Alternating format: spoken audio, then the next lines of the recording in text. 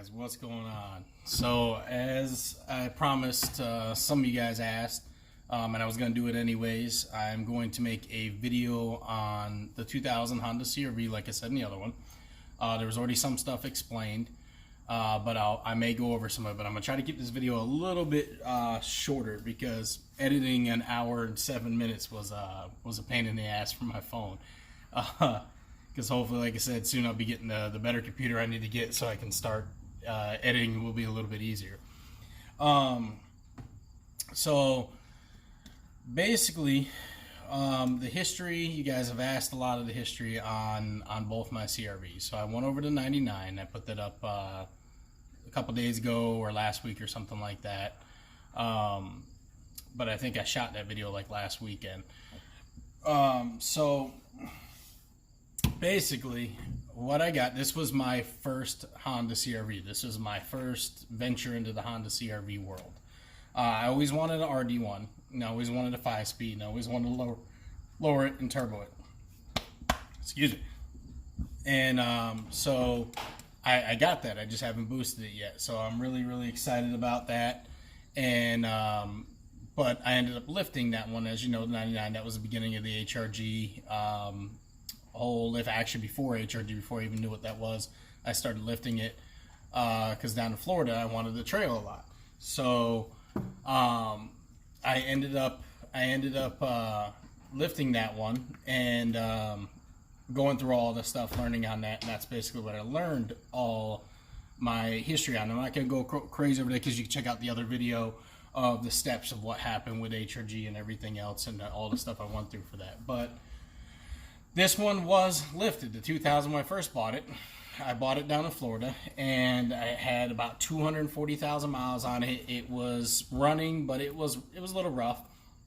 And we pulled up to check it out, and it was lifted. And I was like, "Holy cow! I didn't even know they had lifts for this thing." At that time, I was new to it too, and I've come to find out it has old Menu springs on it. They were pretty new. They were put on the old stock 240,000 mile struts though, so it was cambering in. The bushings were all shot. The trailing arm bushings were about non-existent, and I mean really, like, they were actually almost completely gone. It was a little dangerous. And I check it out, and the AC still blows cold. Power steering still works. I start driving it. It's a little underpowered. I notice it needs a tune-up. Check engine light came on as I was driving it.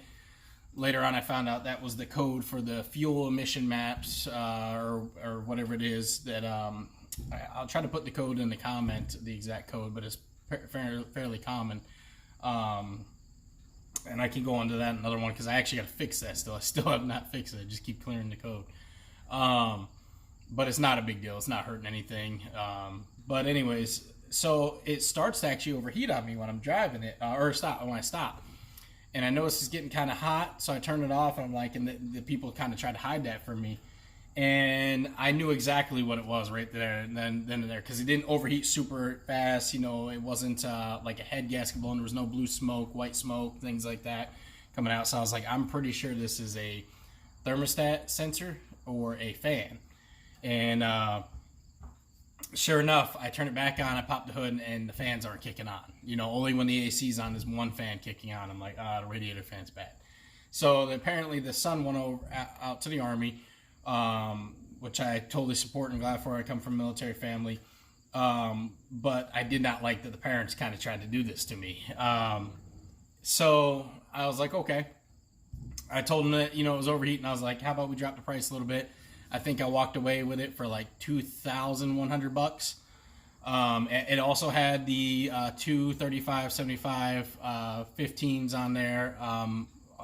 Kumo all-terrains, I believe, on all 5, and it had steel wheels that were heavy as shit. I mean, they looked decent, but good lord, they were heavy. They were heavier than my Pro Comps with the mud tires on there, a lot heavier. And so I think I talked down 2,000 or 2,100 or something like that. And I signed the title over and everything, and then I say right afterwards, because like I said, I was kind of pissed that they tried to hide that from me. I was like, yeah, it's just a radiator fan. I'm going to go get a new radiator fan and it won't overheat. And their faces dropped. It was like they were instantly pissed. that it was just a radiator fan, because originally I think they wanted like 29 for it.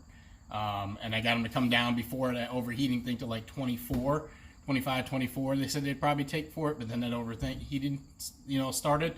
So I walked away, like I said, like 2021, something like that. It was closer to 2000. And so they were pretty pissed about that. And I got it home, drove home, and sure enough, as a radiator fan, I fixed that. Did a tune-up right away. New NGK plugs, NGK spark plug wires, which are still on it. New distributor cap and rotor, which is still on it. New ignition coil. Did a new fuel filter. At that time, I did a K&N drop-in filter. Excuse me there. And what else did I do to it? PCV valve. Just your basic tune-up things. Oil change, transmission fluid change. I noticed when you put it in drive, which is a common thing, the drive light was out, which I actually got to pull that out of my other 2000, put it in there, the bulb.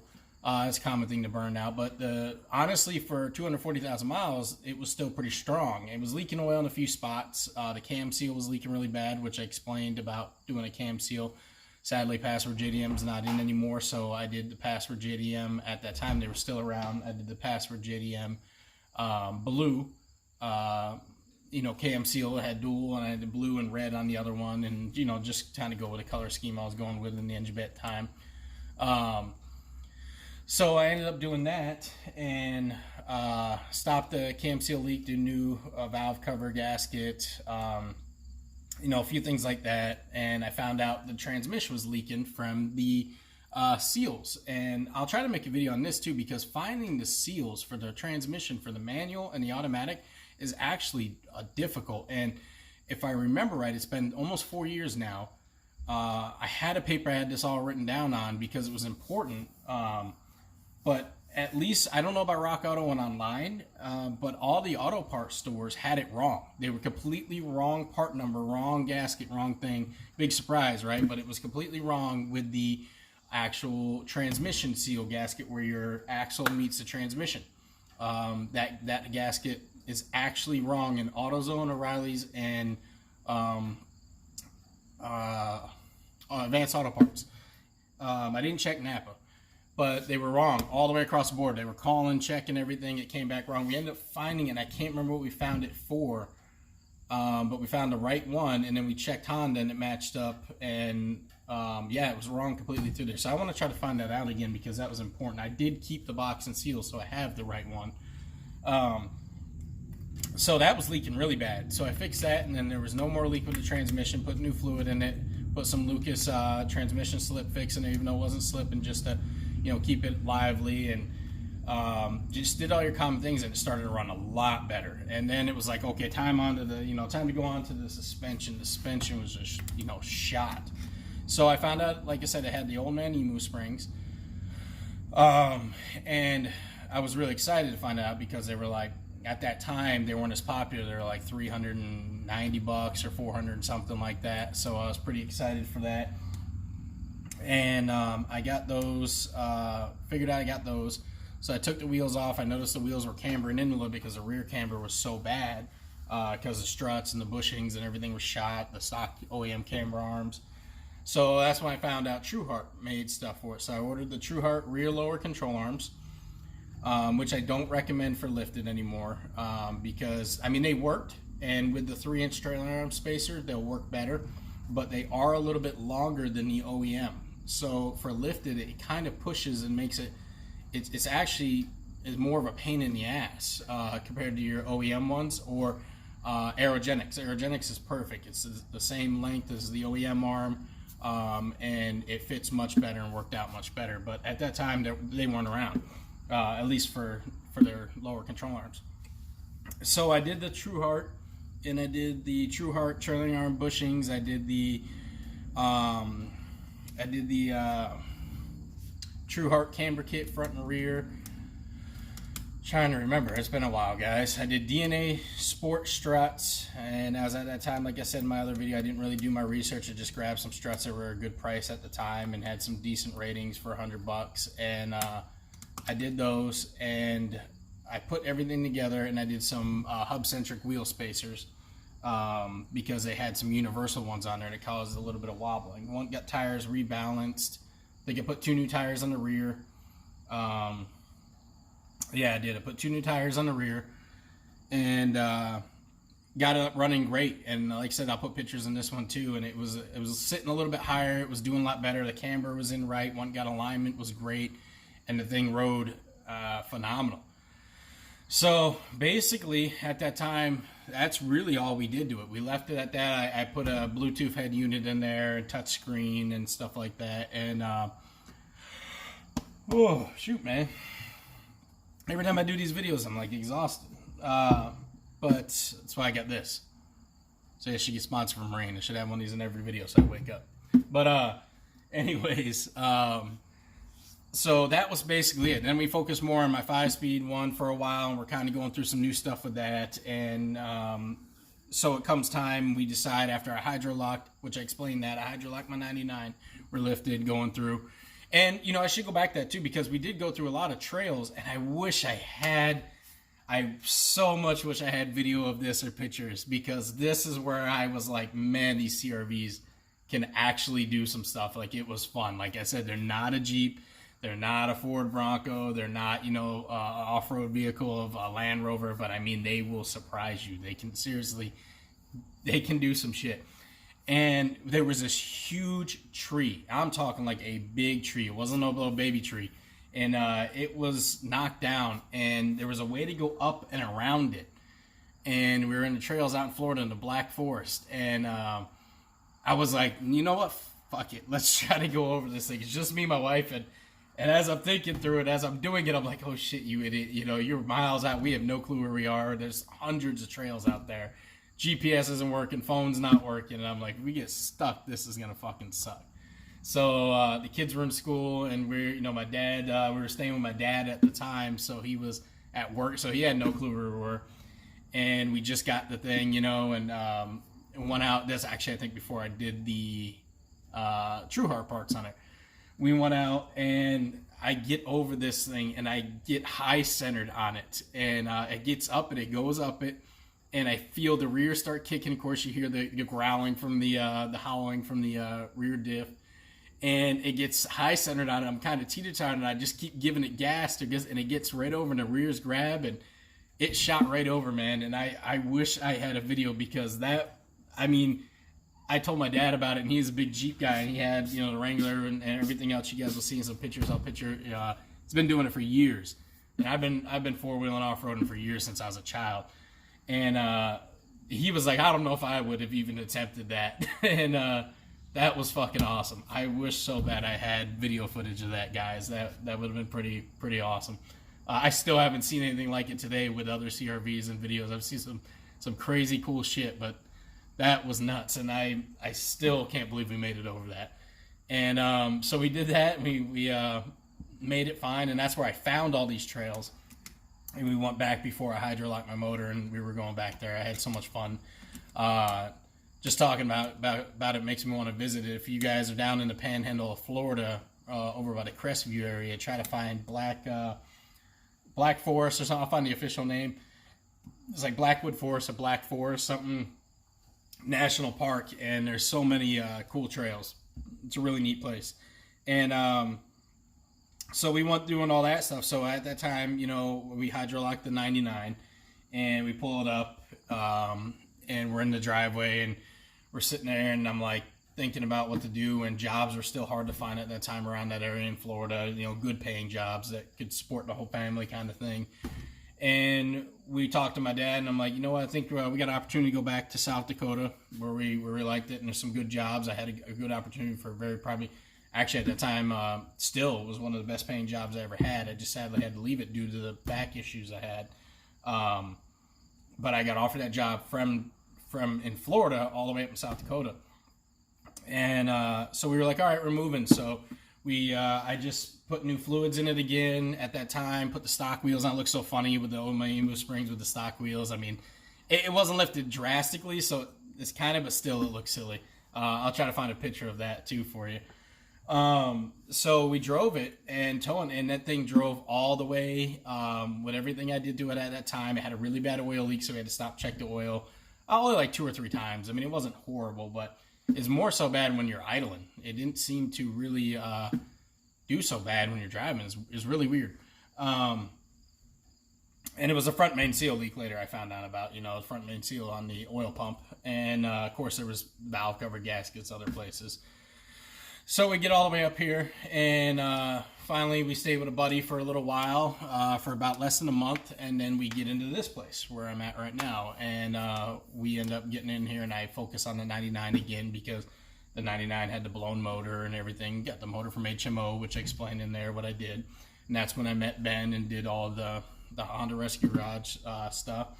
So fast forward, if you go watch that video, fast forward a little bit to around the time where I was like, you know what, this thing's starting to leak oil a lot, starting to have problems, the gas mileage is getting bad, and it's like, I don't know what I'm gonna do with it. I'm not sure. How about I throw a set of max speeding coilovers on it, we lower it for now, just to be easy on the transmission, be easy on the body until I figure out, or on the motor, until I figure out exactly what I want to do with the 2000, because it's older, you know what I mean? Like I said, now it's about almost 270,000 miles, I think 260 or 70. I'd have to look. I'll show when I walk around in it. And I was like, let's lower it and just drive it for now. So we took all the lifted stuff off and I lowered it down. Took the Black Horse bull bar on, which I forgot to say I did put that on there. I took the old chrome housing Eagle headlights. It was an older version that made aftermarket headlights off. Put the Depot black housing because I had an extra set. What else did I do to it at that time? I did new power stop brakes, drill and solder rotors from Power Stop, and new brakes and the new rear drums and new shoes and everything, which I hate doing drum work. God, I hate that on the rear. And I did a new drive shaft. That's right. The drive shaft was starting to knock and go crazy. Drive shaft shit the bed, and I put a new drive shaft on it. So I did that and lowered it on the max speeding rod coilovers, which surprisingly for cheap coilovers, I was actually really impressed. Don't take that out of context where it's like they're the best fucking coilovers in the world. No, but I mean, for that money, you're getting more than you pay for. It's a pretty damn good set, and it lasted. I had them on there from September, October last year until about March. Yeah, it was around March of this year, 2020, right before all the Corona shit hit. I took them off, and they did fine. Of course, they don't have that nice coating on it that keeps it from the rust. So, yeah, rust did get on them, but it was mostly surface rust. It came right off when I cleaned it. But yeah, they weren't bad for what the price was. So I did that. We drove it around for a couple months. And right at that time, I was kind of debating if I was going to do anything with it anymore, if I was done, if it was time to move on from the CRVs. I was almost leaning towards selling the 99 and selling the 2000. And it's weird how things work. I don't wish this on anyone, but I mean, we ended up getting hit on February 20th, 2020. And it's so weird because had my wife been driving, just naturally, I think, as far as for the most part, you can call me sexist or get all pissed off. Men generally have a little bit faster response time to those kind of things than women. I mean, it's scientifically proven. Not to say that they can't, so don't get all out of butt hurt if you're one of those people. But I'm just saying she even, will admit it herself, she probably wouldn't have reacted the same way. And she was a little bit late to work, late to the kids getting the night, and I was supposed to go to school that morning because I was doing schooling actually at that time before all this stuff hit. And I was laying in bed, I didn't feel good. I was like, screw it, I'm not going to go today. I just feel like shit, I'm not going today. And she came back home instead of after dropping the kids off and was like, hey, you sure you want to miss this day? You've been doing so good. At least go in just for a few hours and then come back home if you're not feeling so well. And I was like, you know what, you're right. Screw it. I'll get up. I'll get you to work. And I drive pretty quick and pretty fast. I mean, I stay within the speed limit, but I move in and out. I don't deal with a lot of the bullshit. And that's just my style of driving. And, I use my blinkers, use all my stuff, and make sure I don't get pulled over. But I'm right at that limit of what I can do. And she's like, all right, can you get me to work within 10 minutes? I'm like, yeah. So I'm getting her to work. driving a normal route, going our normal stuff, the speed limit, but right at the speed limit, and we're driving, and it's so weird how this happens, man, because there's this F-250, and he's sitting in the turning lane, just sitting there. He's got his blinker on, and I can tell from a distance, he's got a flat bill hat on, he's looking down at his phone, looking down, looking up, looking down his phone, and then he's like staring down his phone for a little while. And sure enough, man, it goes up to 55 miles per hour from 45, so we start accelerating, and sure enough, he's just sitting there, and all of a sudden just pulls out and creams me. Creams the whole side. I never forget the mirror, and he didn't like pull out slow. He jumped out, and as he hit us too, he still kept going. It was like he had a very delayed reaction. It was very weird. I don't know if he was high or drunk or what. It was like 8 o'clock in the morning, but he didn't look normal, I'll tell you that. But anyways, he hit me right on the mirror. I turned to the right to try to, otherwise it would have been head on, and I'm going up to 55, and he's jumping out in traffic like, it's a big F-250. He's jumping. I mean, he had to have given all the gas.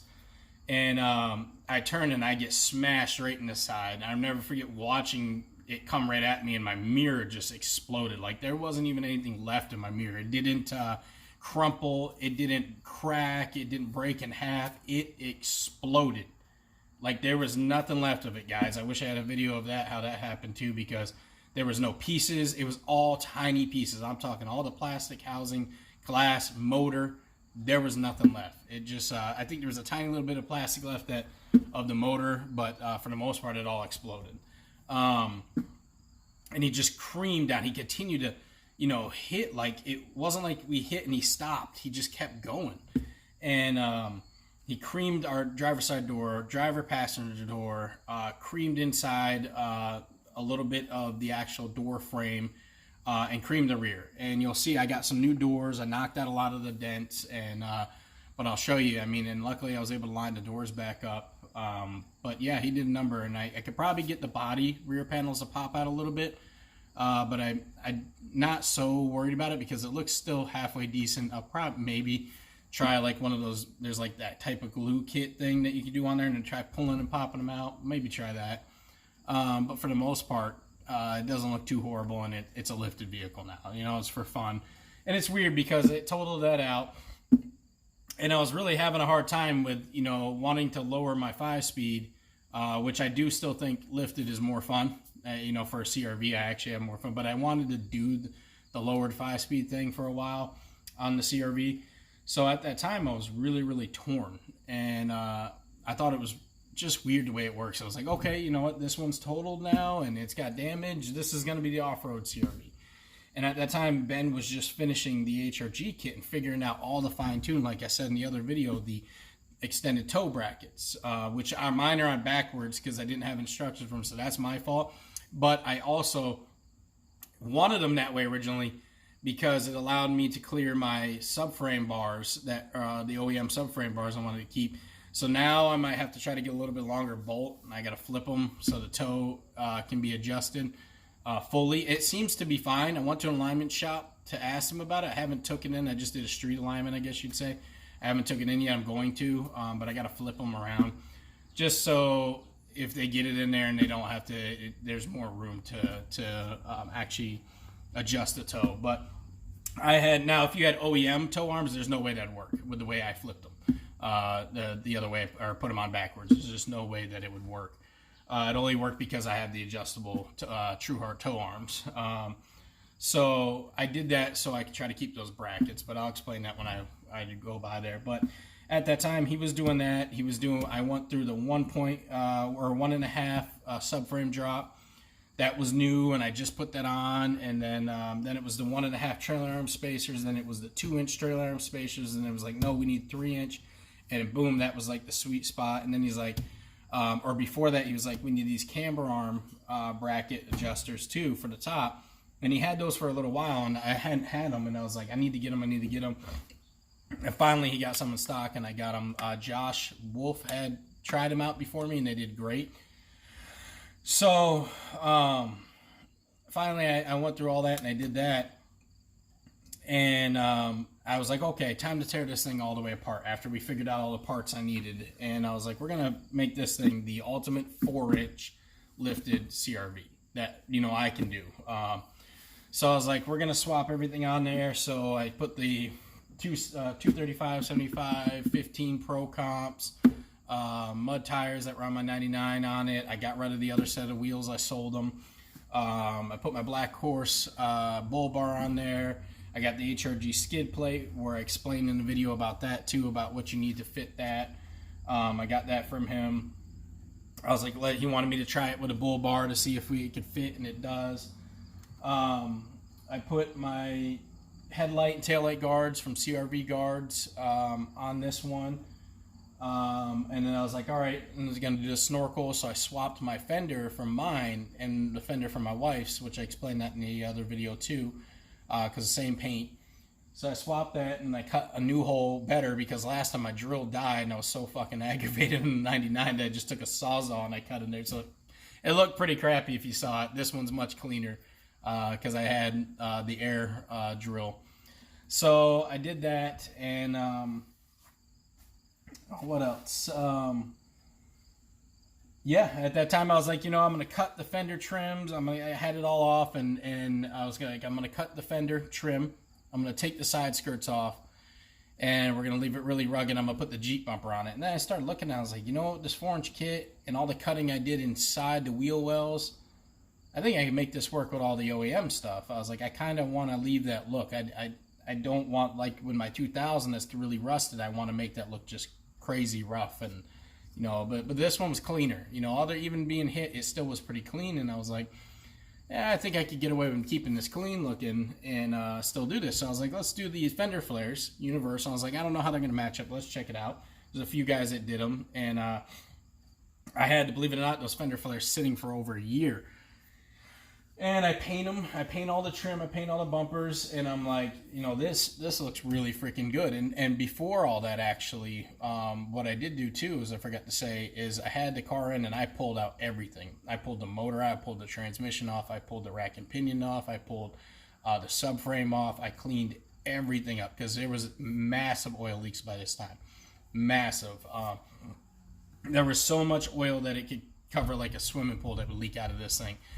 And so I fixed that, and I did that, and I ended up cleaning up all the oil leaks, and did new oil pan gasket, new oil pump, and I have videos on this too. Did new oil pump. I did new timing belt, water pump, timing belt gasket for around the kit, you know, or with the kit for around the cover.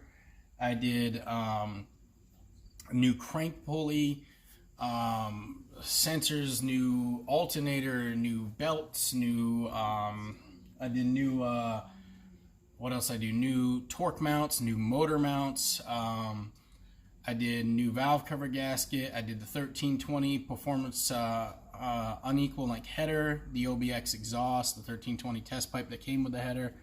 I did the 1.5-inch subframe drop kit.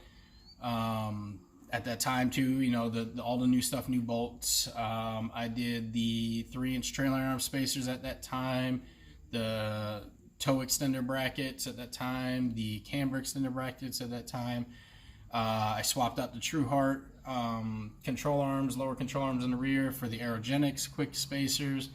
I did no sway bars for a while, and then I'll explain why I put my sway bars back on. I'll make that in a different video. You can run them with no sway bars, but I will explain why I put them back on and what I want, and I'll show you something that was a little concerning there. So actually, I'll tell you a little bit about it. I did new white line performance trailering arm bushings. I got rid of the Trueheart trailering arm bushings because without the sway bars, like I said again, I like to aggressively drive. I do not like to drive like I'm driving like grandma. I like to drive my cars and have fun.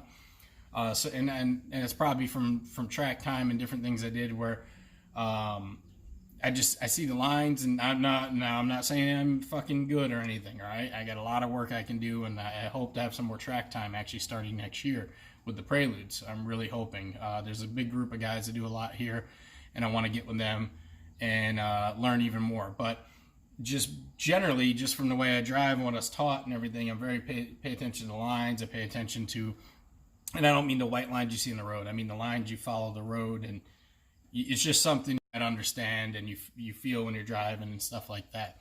So basically, I did that, and I was noticing a lot of body roll. There's a ton of body roll, and I like to daily drive this thing. It wasn't just for off-roading, and that bothered the hell out of me, even with the wider stance. And then I noticed it was starting, and I'll make a separate video on this. I noticed it was tearing my sway bar arm bushings, and it actually popped one out. Or not sway bar, sorry, my trailer arm bushings. And it actually popped one out, and it popped back in and out from the trailing arm. Now, with the 3-inch spacers, at this time, I didn't have them, the 3-inch trailing arm spacers. I don't know if that would happen. This was without it. And this, again, this is when it was pulling the rear forward, and I explained that in the other video, and some of the issues it was giving. So with the 3-inch, you might be better, and then if you don't drive as aggressively as I do, you'd probably be fine. But that was bothering me, and I didn't like that, and it was ripping my bushings. And mind you, I have the same bushings the whole time in the lifted to the lowered one. They haven't given me a problem. They're not tearing, and it was tearing. I always had sway bars on, and it was tearing that bushing up pretty bad, both sides, and it was actually starting to rip it, and I was not happy about that. So I'll explain more on that another time. But so I did the white line performance bushings, which actually I wish I would have done before, because man, they were so easy and they're nice. They just pop right in there just right, and then the bar slides in, and pretty cool. Check them out. I'll try to get a picture up here on that too. So I did that. What else did I do? I did all the suspension. I do need to still do new bushings. I want to do energy suspension or Siberian bushings or whatever they are in the front control arms. I do want to do that. I haven't upgraded the front control arm bushings. I do need to do that now. They're starting to get old. I did the Trq Struts, moved over from the last one, like I said. Trying to think. Anything new? I did the 25 millimeter. Had those on my 99 25 millimeter Precision Works hub centric spacers. What else I do? That's really it for the suspension stuff at that time, guys. I did mostly all that motor work and stuff, and you know, all the new seals, and I did do the Run Hard battery terminal and ground kit. Did a new battery because I was having some issues with the battery and the alternator. So I got the AC recharged, wrapped all the hoses, new hoses and everything in it, wrapped them in heat wrap. AC blows ice cold now again. Power steering works great on it. Steering, everything does good. The wheels don't rub. I do have to do, it's what's sitting on my bench. I'm probably going to do next weekend is the rubberized undercoating.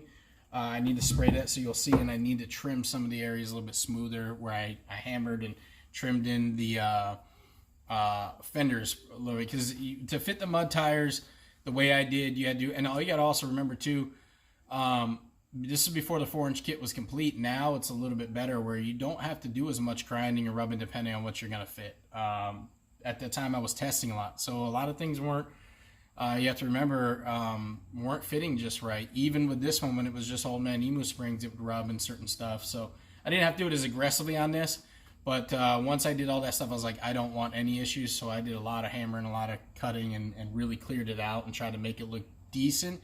Now, it looks very haggard when I show it to you here now. I'm going to grind a few things, smoothen it out, and then do the rubberized undercoating so it will look better. But yeah, I'll show you where I knocked out that rear dent. It was really smushed in the rear door. I think it did pretty decent for just a hammer and stuff. Again, I'm not a body guy. What else I do? I swapped the roof rack over from $9.99 at that time and put the basket on. I did the light bar just recently in the brackets. I have a video explaining that. That was pretty fun. I actually really like that. Looks really good. Did all new window motors, all 4 window motors at that time too. I did all those. It has one black mirror, one white mirror. If you guys haven't realized that from the junkyard door, I can't find another white mirror. And I'm not going to paint. I'm not going to. It has black door handles on one side and white. If I come across one in the junkyard that's good, then I'll probably swap it. But I had the hood bra on it. I took the hood bra off. I kind of like the look without the hood bra. Plus, it started to eat away the paint pretty bad there. This is 20-year-old paint, so it's the same paint. There's a little bit of rust on those junkyard doors, which sucks. There was no rust anywhere else in the vehicle except for a few surface rust spots. Oh, let's think. What else? And that was probably about, really it, guys. And once I got that kit fully figured out and everything done right, I really, really enjoyed the way everything rode and worked. And you can see in the video I did where I did some off-roading through some mud. We were just going kind of through a mud trail earlier, which I closed down, which pisses me off because I was like my little test area right by the house in case something happened. But you can see where my setup I did with it. I really like the Trq springs and struts because they have a lot of flex, but not too little, but not too much. You know what I mean? They it's weird. Just go watch the video. You can see where my car really flexes and moves really well, but it goes right back to where it needs to be and feels stiff when it needs to feel stiff, and it feels like it can flex when it needs to flex. Also, with the rear sway bar, I can do the quick disconnects. I want to come up with something for the front because the front really does limit the flex, but I want to be able to drive it normally. So I want to try to figure something out. I know Ben is really like, you don't need sway bars and against it. I wish he would think about some of the guys that daily drive it and want to keep them. You don't have to, but want to. And I wish he'd make something that was a quick disconnect. I think that'd be pretty cool. Because a lot of Jeep guys have quick disconnects for both of them, and then when they drive daily, they keep them on. And I get it too. Once I, tested it myself, the way I drive, I want them. What else? Interior wise, I have it's the EX. You can lay down the seats. I have the picnic table. I have the rear little, cooler piece basically, and all the little spots. I have the trailing hitch, and then I have a little trailing hitch piece I bought off of eBay. I'll show a little where you can, it's like a step. It's pretty cool. I like that. It helps get to the rear. I do have a gas can, a Jerry gas can right here that is Army Green. I am going to eventually put on there where the license plate's at and move all that. I haven't got to that. I'm trying to think what else, guys. That's really it. There hasn't been too much of drastic anymore to it since I've got where I want to be. I might put some stick speed horns on it for a louder horn. Might update the stereo. I haven't updated stereo sound systems or anything at all. I did the head unit, but none of the speakers or any subs or anything in either one. I'm kind of itching to do that now. I'll probably do that, make a video on that next. But yeah, just, I did all basic maintenance and just replaced everything. It runs great now. Phenomenal. You're going to see the check engine light is on now because of that code for the evap system. So I got to fix that. And other than that, there's no issues. You drive it, a brand new O2 sensor in the front that was giving it some issues. Right after I fixed it, it started to sputter and lose all its power and get really bad gas mileage. Another thing I was going to say is a lot of people I notice are worried I make videos on the exhaust, how they fit.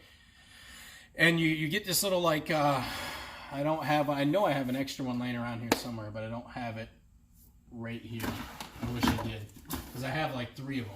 There's a little extender piece that goes into your test pipe, and it moves the, it's like a 90-degree elbow or something like that. It moves your O2 sensor out a little bit. It's like a banjo thing or something. I can't remember exactly what it's called. I'll try to find out for you guys and put it in the video. And that allows the O2 sensor to read right, so that way it's reading like on a cat and you don't get a check engine light code. And it's literally like a $20 piece. You want to have that. It doesn't come with the kit. And that will make it so your O2 sensor sits right, your secondary O2 sensor. So that I do have on both my CRVs, and I will do an exhaust video on both the CRVs and how they fit and get up under them and everything. Yeah, other than that, guys, I got the windows tinted by a guy here in town that has tinted my windows for years. Does a good job on many cars I've had. Yeah, I guess enough talking. Let me take a swig of this and we'll go walk around and check it out.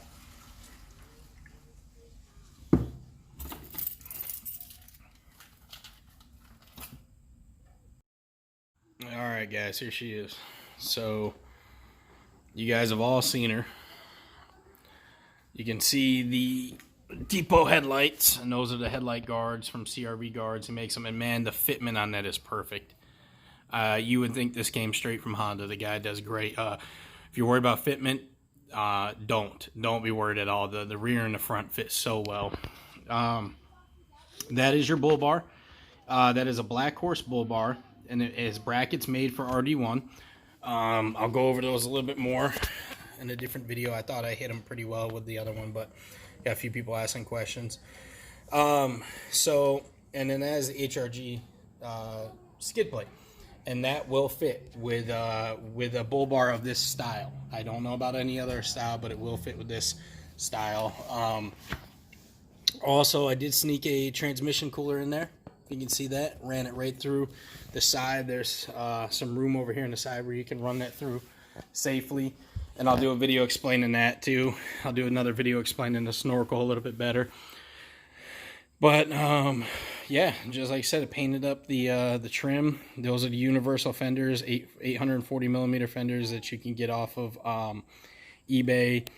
These are the two 35, 75, 15 mud tires from Centennial. These have been great. I have had these on for years, and look at the tread is still there, and I drive this a lot now. And back when I was in Florida, I did. These are the Pro Comp ollies. I wanted them in gloss black, and I was tired as hell, and I ended up ordering them in flat black, so that kind of pisses me off, but oh well, you know, it's what I got, and I wasn't going to go through the return. Oh, I did forget to mention this. This is the Aerogenics ball joint spacer. I did talk about that in my other video. If you want to know more about that, what it does, check out my other video on my 99. There's the flipped Trueheart camber kit. And then there's the 1.5 inch spacer I have in the front right now. It does come with a bigger spacer, but I went down because the TRQ springs are a little bit more stiffer, and I believe they're very equivalent to my old man Emu springs I had. It's really weird for a lot cheaper price. So I kind of like those.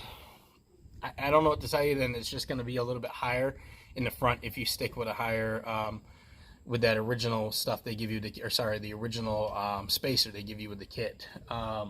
I had to go down because otherwise it was sitting too high in the front, and like I said in the other video, I can't stand that. You can see right there the subframe kit, the new rack and pinion, the sway bar. You can see I did white line. Let's see if I can get it. I did white line adjustable sway bar links right there. Those are actually adjustable, so that kind of helped out too. And those weren't expensive at all. The Napa axles, I explained more in there too about, you know, all the work we did finding out about Napa axles has been great. You can see the new torque mount and everything with the transmission. You can see there's absolutely no leaks on this thing anymore. Here's where I'm going to clean up, and you're going to see that I actually am going to do the undercoating, so I'll do a video on that. I just trimmed the side skirts, repainted the trim.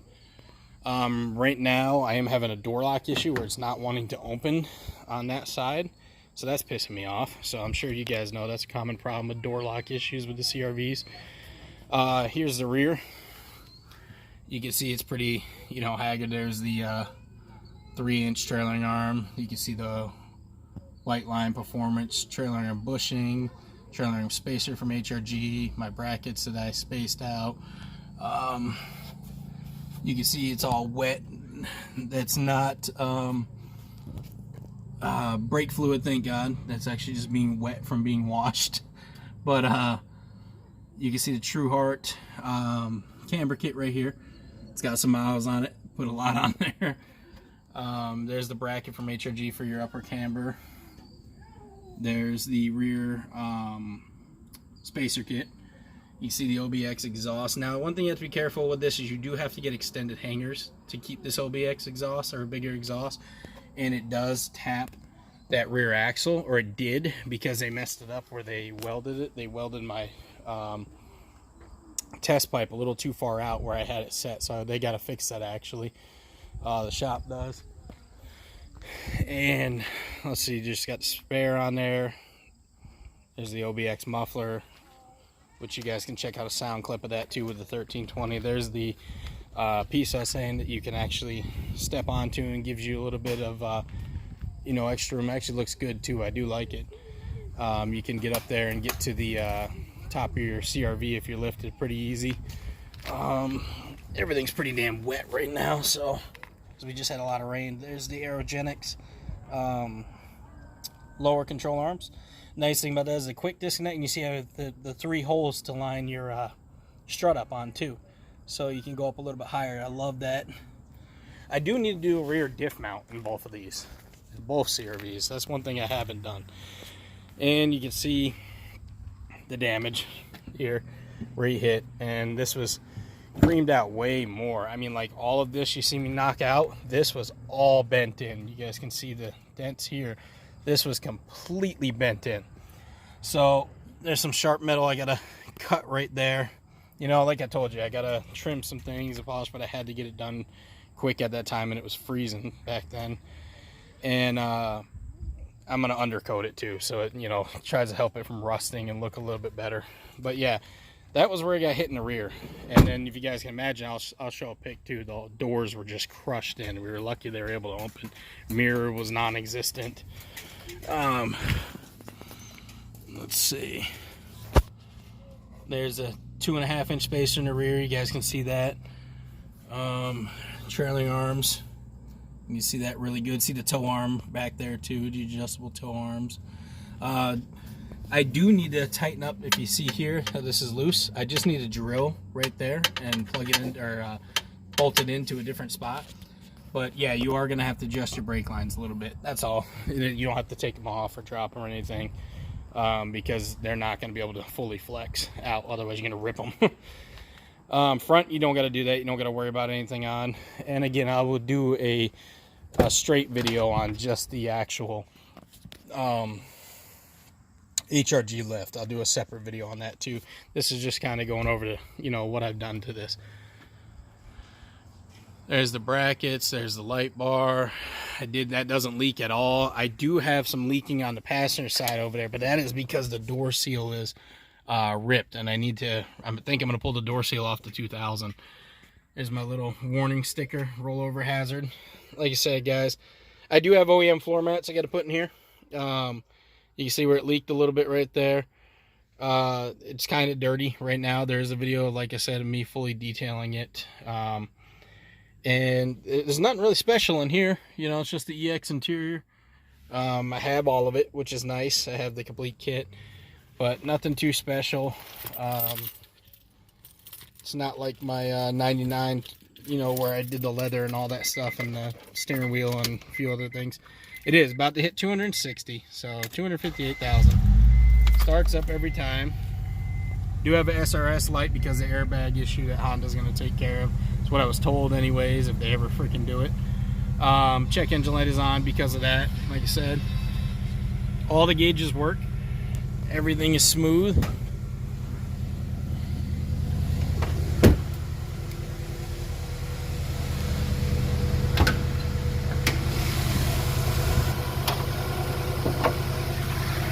This damn thing always falls off. Little cruise control air box or whatever it is. Pisses me off. I gotta tighten the bracket, but yeah, that's basically it, guys. Oh, I did do the G Plus Performance urethane, whatever you want to call it. Silicone hose kit. There you go. Like I said, I'm tired, guys. But yeah, it did new fans in it. It's the original radiator. There's nothing really super special about the engine bay either. Other than the snorkel came out really well. You can see there's a little bit of, I had to bend a little bit of metal there because of the part. But other than that, I mean, she runs smooth. Transmission's got almost 260,000 on it and still runs great. Still has all its power. Doesn't blow any blue smoke out of this motor. This motor is swapped from an RD2. I don't know how much miles is on it, but it is still in great shape, especially after everything I did to it. You can see people were asking about the fitment. Did I have to, you know, move stock fans? Nope. 1320, both 1320 headers can fit with the OEM fans, no problem.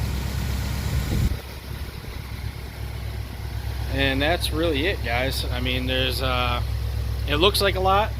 It is a lot, but then again, it's like not a lot. I don't know how to explain it. It is a lot of work. But it's definitely fun to drive. It is a head turner. A lot of people turn their heads. A lot of people, is that a CRV? And they've never seen anything like it. But other than that, man, it runs really good.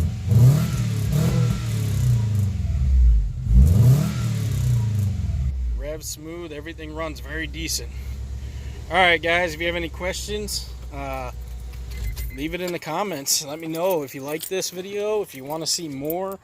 If there's certain things you want to see more of, let me know.